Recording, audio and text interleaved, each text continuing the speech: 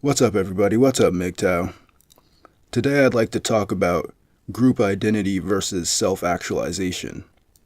And now I'm not really going to be talking about group identity or self-actualization as a positive or negative, but more just trying to look at the phenomena of people separating from the group and becoming more individualistic, and MGTOW, of course.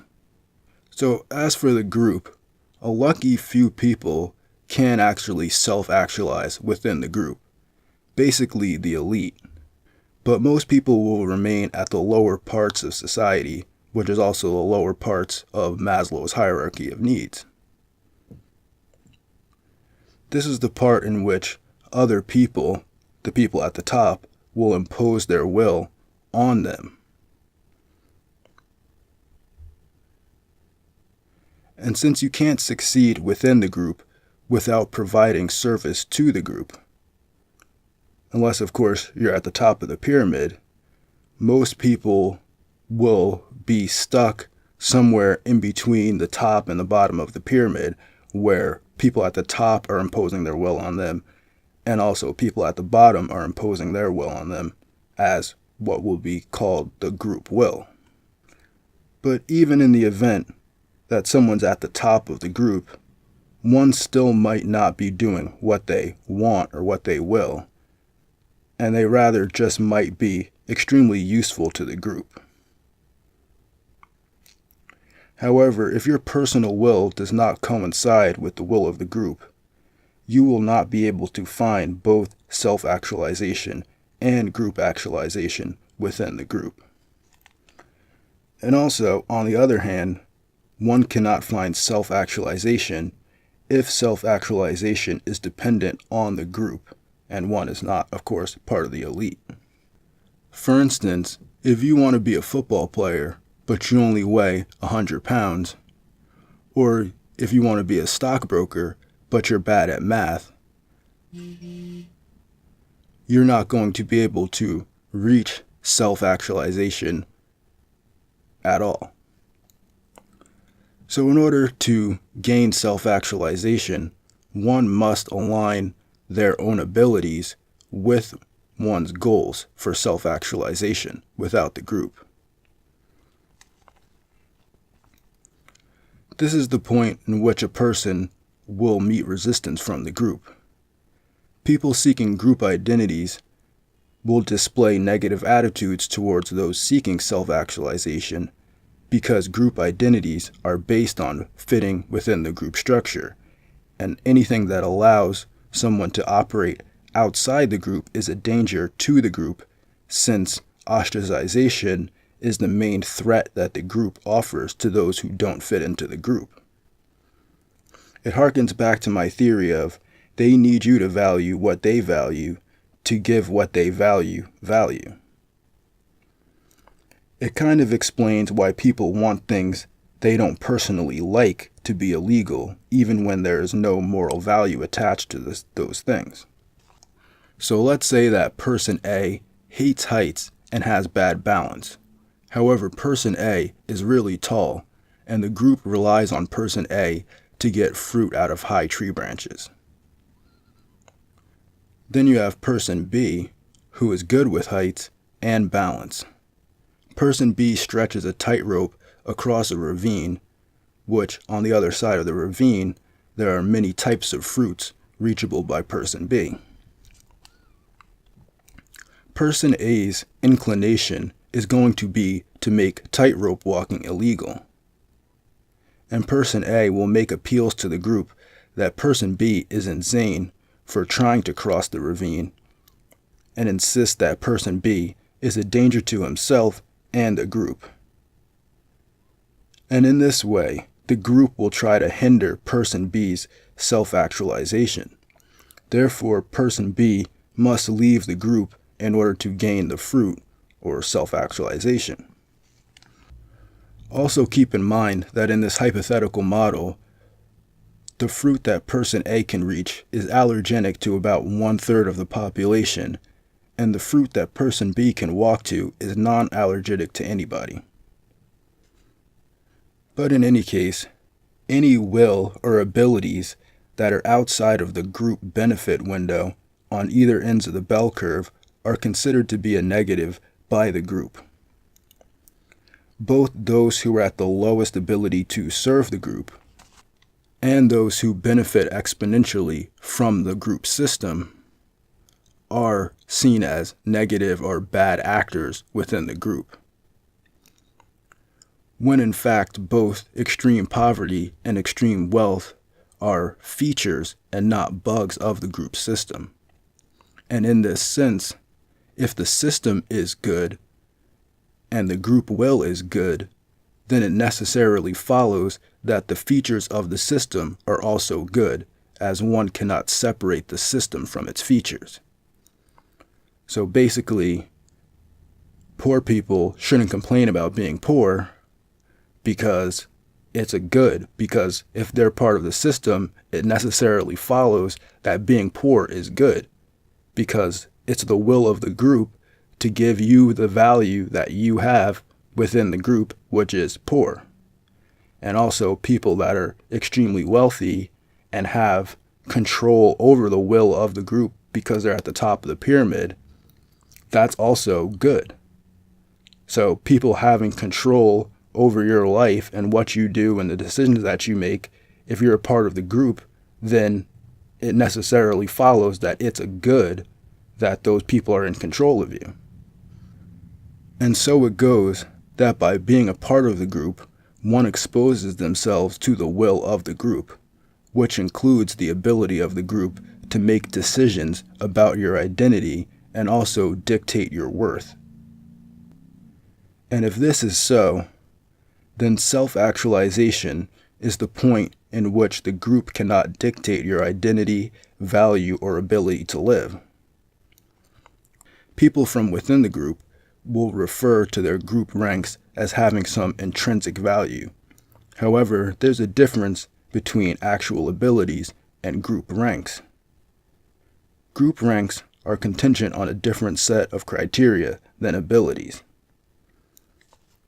For example, someone could be a 30-year expert computer programmer and they could get laid off from their job because of their political beliefs. And in that case, the person's intrinsic skills and abilities to program computers at a very high level haven't gone anywhere. But yet, because the group has willed that they've become a bad or a negative to the group, they've lost their group rank, but they still maintain their abilities that are intrinsic to the person. And conversely, there could be somebody within the group that's extremely corrupt and they don't actually offer any benefits to the group, and all they do is take things from the group and cause damage to the group.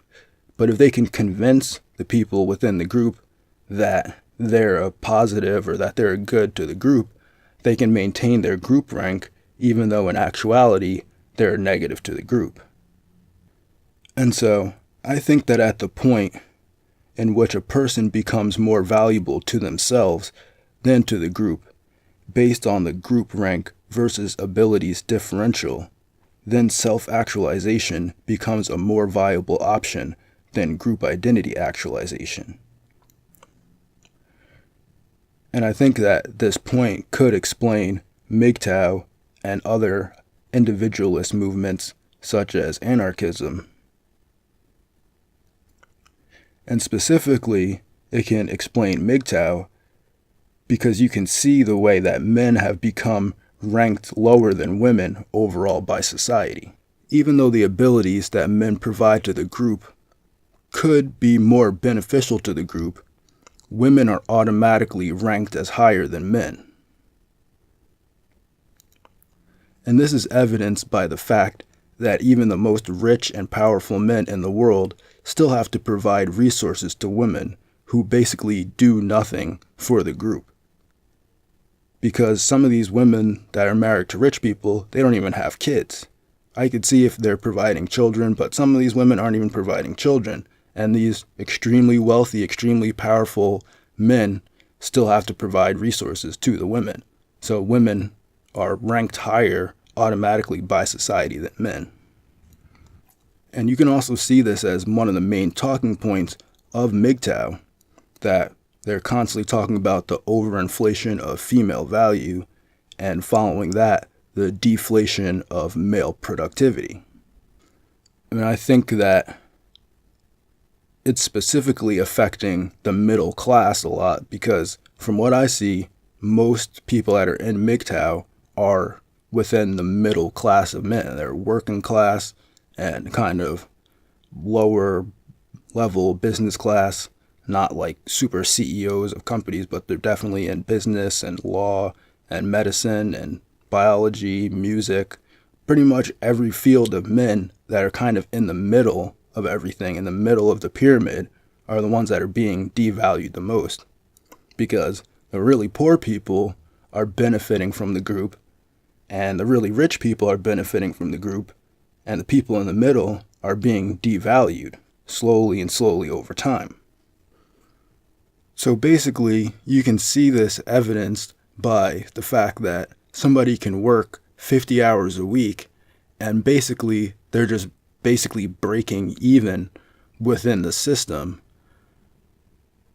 but their own intrinsic value is higher. Like, let's say somebody's a farmer, or they're a computer programmer, or whatever they do, they're an engineer, whatever, that if they just work selfishly for themselves, they're actually getting a higher value of their own subjective or objective worth than they can get from the group, because the group is basically offering them zero, because they're just breaking even though they're spending all their life force working for the group.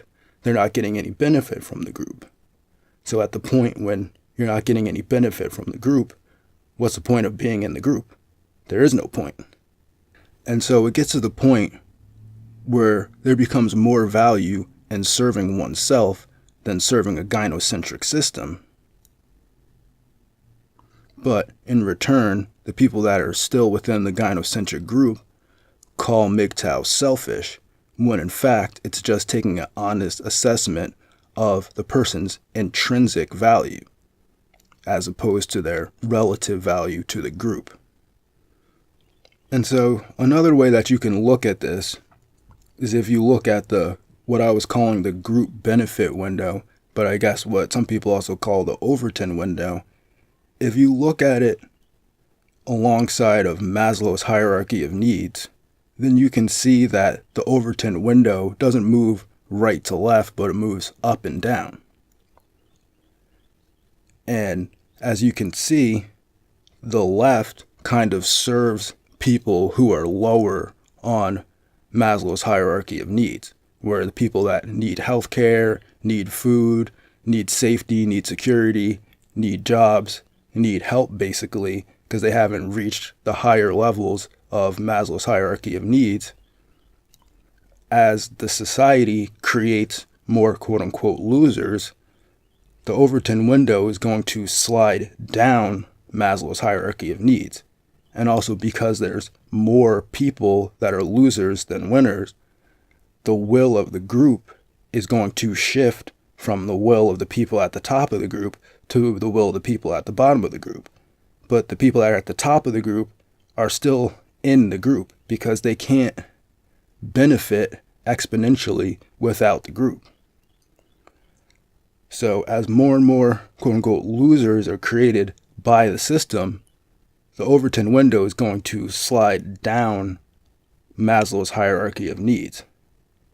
And if the society creates more winners, then the Overton window will slide up Maslow's hierarchy of needs. But the way that it's going now, and you can see this with politics too, that the Overton window has slid very far down because a lot of people in the system perceive that they're losers and that they're not going to get to the higher levels of the hierarchy. And so the window is going to slide down towards the people that need more help and need healthcare and need jobs and need money and all that type of stuff. So in short, self-actualization is the difference between the individual's will and abilities. And group identity is the difference between the individual and the group will. And we can also see that people will leave the group when their intrinsic value, the value to themselves, because our subjective and objective person that we view the world from has the most value to ourselves. So when the person's intrinsic self-value exceeds that of which the group can offer the person, that's when you're going to start to get individualist movements like MGTOW, like anarchism, and other individualist movements. Because the group can no longer offer more value to the person than the person can offer to themselves, and therefore they're not going to be a part of the group. So maybe you got something out of this, maybe you didn't, but either way, have a good day and go MGTOW.